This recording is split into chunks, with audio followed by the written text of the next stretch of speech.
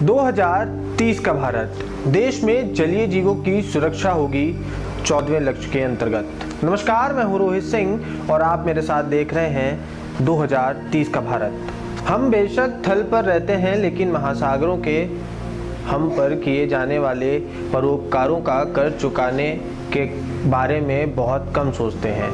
महासागरों पर हमारी निर्भरता कल्पना से परे है। इंसान की पैदा की हुई करीब 30% कार्बन डाइऑक्साइड महासागर ग्रहण कर लेता है, यानी विश्व की गर्म होती जलवायु का असर कम करते हैं।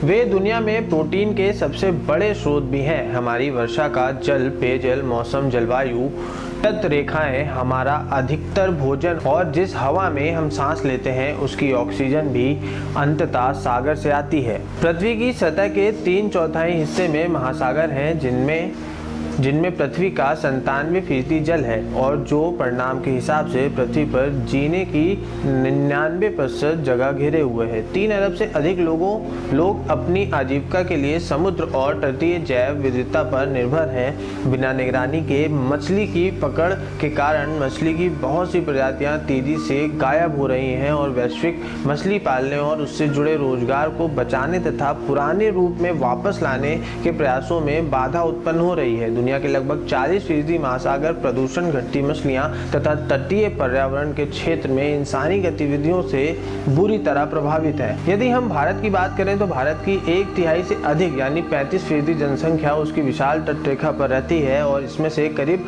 आधे तटीय क्षेत्रों का कटाव हो रखा है। समुद्र तट पर स्थित भारत के 3651 गांवों में 10 लाख से अधिक लोग समुद्र में मछली पकड़ने के रोजगार में लगे हुए हैं। भारत दुनिया में मछली का सबसे बड़ा उत्पादक और अंतर्देशीय मछली का दूसरा सबसे बड़ा उत्पादक देश है। भारत सरकार की सागरमाला परियोजना नीली क्रांति भी कहलाती है।